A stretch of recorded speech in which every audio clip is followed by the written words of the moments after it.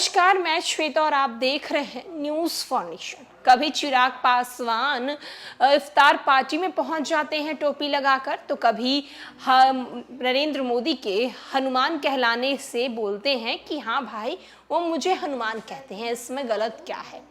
दरअसल इफ्तार पार्टी था और इफ्तार पार्टी में चिराग पासवान जो है तेजस्वी यादव के घर पहुंचते हैं और इफ्तार पार्टी को काफ़ी ज़्यादा एंजॉय करते हैं। जहां एक तरफ चिराग पासवान मुख्यमंत्री नीतीश कुमार के विरोध में हरदम बयानबाजी करते हैं, मुख्यमंत्री नीतीश कुमार के कामकाजों पर सवाल उठाते रहते हैं, तो वहीं दूसरी तरफ बीजेपी के साथ नजर आते हैं। लेकिन बिहार में महागठबंधन की सरकार है, नीतीश कुमार की सरकार है, तेजस्वी यादव की सरकार है और बीजेपी विपक्ष में खड़ी है।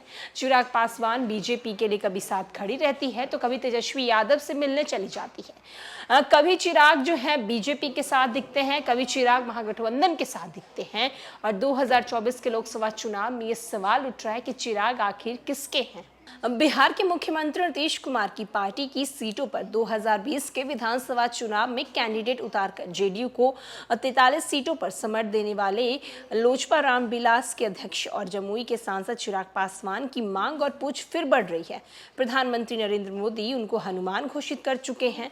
अब भले सब काम भाजपा के हिसाब का ही करते हो, लेकिन उनकी पार्टी लोजपा रामविलास अभी तक एनडीए का हिस्सा नहीं है, क्योंकि वो उनकी पार्टी तोड़कर मंत्री बन बैठे हैं। उनके चाचा पशुपति पारस की पार्टी रालोसपा बैठी हुई है।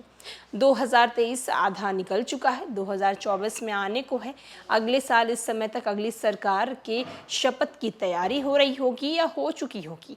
अब बीजेपी से लेकर आरजेडी तक चिराग पासवान का भाव बढ़ा हुआ है। दलितों और उसमें भी पासवान के वोट पर जो पकड़ और प्रभाव चिराग का है, वो 5 सांसद तोड़कर नई पार्टी बनाने वाले उनके चाचा पशुपति पारस का नहीं है। ये बात भाजपा भी काफी अच्छे से जानती है और राजद भी। वही 3 सालों से बीजेपी और चिराग के बीच बहुत कुछ अच्छा हुआ है, लेकिन नीतीश के धुर विरोधी के तौर पर उभरे चिराग जमीनी हकीकत और उनके सामने मौजूदा राजनीति विकल्पों से वाकिफ है। इसलिए चिराग पासवान खुद या उनकी पार्टी का कोई नेता बीजेपी के लिए ऐसी वैसी बात नहीं करता। सबके निशाने पर जेडीयू के सुप्रीम नेता नीतीश कुमार ही रहते हैं। लालू और तेजस्वी आरजेडी कांग्रेस हम के साथ लेफ्ट के समर्थन की सरकार चला रहे हैं।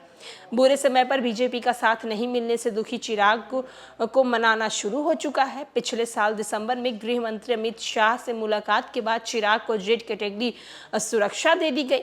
अप्रैल में जब अमित शाह ने बिहार में कहा कि 2024 में बिहार की 40 सीट लड़ेंगे और जीतेंगे, तो चिराग ने भी जवाब में कहा है कि उनकी पार्टी भी 40 सीट लड़ने के लिए तैयार है। कुडनी और गोपालगंज उपचुनाव में बीजेपी की जीत में पासवान वोट का अहम रोल माना जा रहा है। तो जहां एक और चिराग पासवान जो है प्रधानमंत्री नरेंद्र मोदी के हनुमान कहे जाते हैं, वहीं दूसरी तरफ चिराग पासवान की तेजस्वी यादव से भी काफी ज्यादा अच्छी दोस्ती मानी जा रही है। अब 2024 के लोकसभा चुनाव में देखना होगा कि चिराग पासवान एनडीए में शामिल होते हैं या फिर अपनी अलग ही पार्टी बनाकर वो चुनाव जो है वो लड़ेंगे। फिलहाल इस खबर में इतना ही। अनेक अपडेट्स के लिए देखते रहे न्यूज फॉर नेशन।